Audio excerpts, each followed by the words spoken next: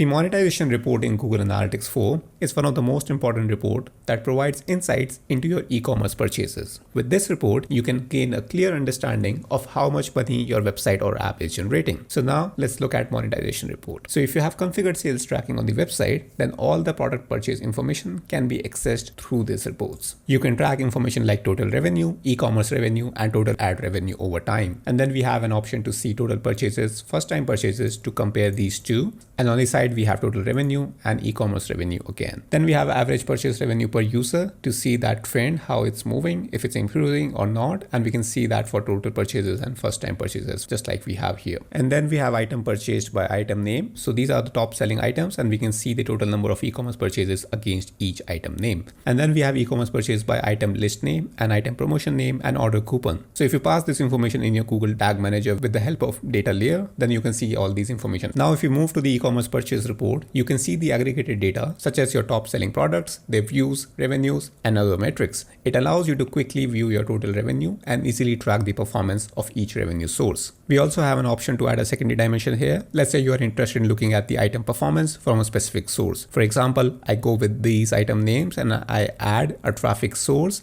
as session source medium. So I can have a look like from which channel these purchases are happening. For example, here, the Google CPC is actually helping us in selling this specific product, and we can see the total number of purchases as well. So if I sort this by item purchase, I can see Google Cloud Sticker is the top selling product using the source Google Organic. So that's the way to analyze this data. And similarly, we can have a look for different other sources like geography, general, demographics, time, and traffic sources. So this could be helpful in understanding like which item is selling the most and from which specific channel the users are coming from. Now we have in-app purchases and publisher ads. It is not available in this demo property. So let's move to the property that we created earlier to see these sections. First, we have in-app purchases, where the purchases made within your mobile app are tracked, and it allows you to view and analyze data related to these app users' purchases. On the other side, the publisher ads provides information about the ads you have placed in your mobile application, including the number of users who have engaged and the revenue generated by each ad, which helps you to understand the performance of your ads in your application. So these two sections will only be helpful if you're tracking the app data. Otherwise, you can just skip this part and move to the next section. Then the last step of the funnel is retention, and these reports help you see how often and for how long people use your website or application after their first time. It also helps you see how much money people bring in after their first visit. The user retention by cohort graph shows how many people keep using your website. A group of people is called a cohort, and in this case, the day 1 line shows how many people come back to the website or app the next day after the first visit. And the day 7 line shows how many people come back to the website or app 7 days after the first visit. And then we have the user engagement by cohort. This graph tells you how long people usually spend on your website after their first visit. Moving further, we have this graph that shows how many people come back to the website each day for 42 days after their first visit. This graph starts with 100%, which means all people come back on the first day, and it gets lower day by day as people stop coming back.